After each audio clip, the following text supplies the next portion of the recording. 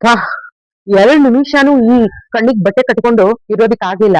ಆದ್ರೆ ನಮ್ಮ ಒಂದು ಮಹಾಭಾರತದಲ್ಲಿ ಗಾಂಧಾರಿ ಕಣ್ಣಿಗೆ ಬಟ್ಟೆ ಕಟ್ಕೊಂಡು ಜೀವನ ಪೂರ್ತಿ ಇರ್ಬೇಕಾದಂತಹ ಸಂದರ್ಭ ಬಂದಾಗ ಹೇಗಿದ್ಲು ಅನ್ನುವಂತ ವಿಚಾರ.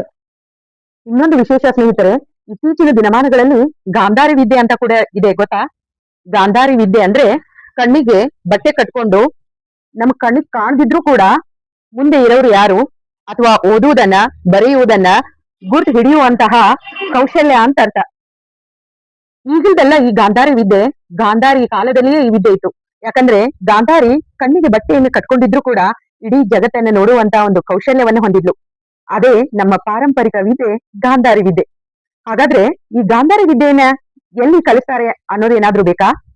ಈ ವಿದ್ಯೆಯನ್ನ ವಾಸವಿ ಪ್ರೌಢಶಾಲೆ ಗದಗದಲ್ಲಿ ಸಂತೋಷ್ ಜಾಲಿಹಾಳ್ ಸರ್ ಅವರು ಈ ಒಂದು ವಿದ್ಯೆಯನ್ನ ಕಲಿಸ್ತಾ ಇದ್ದಾರೆ.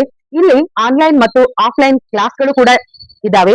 ಜೊತೆಗೆ ಯಾರಾದ್ರೂ ನೀವು ಗಾಂಧಾರಿ ವಿದ್ಯೆಯನ್ನ ಕಲಿಬೇಕು ಅಥವಾ ಸಣ್ಣ ಮಕ್ಕಳಿಗೆ ಕಲಿಸ್ಬೇಕು ಅಂತ ಏನಾದ್ರೂ ಅನ್ಸಿದ್ರೆ ನಾನು ಕೆಳಗೆ ನಂಬರ್ ಅನ್ನು ಕೊಡ್ತೀನಿ. ಆ ನಂಬರ್ಗೆ ಕಾಂಟ್ಯಾಕ್ಟ್ ಮಾಡಿ ಈ ಗಾಂಧಾರಿ ವಿದ್ಯೆಯನ್ನ ಕಲಿಯಿರಿ. ಪರಂಪರಾಗತವಾಗಿ ಬಂದಂತಹ ವಿದ್ಯೆಯನ್ನ ಬೆಳೆಸೋಣ, ಉಳಿಸೋಣ. ಧನ್ಯವಾದಗಳು.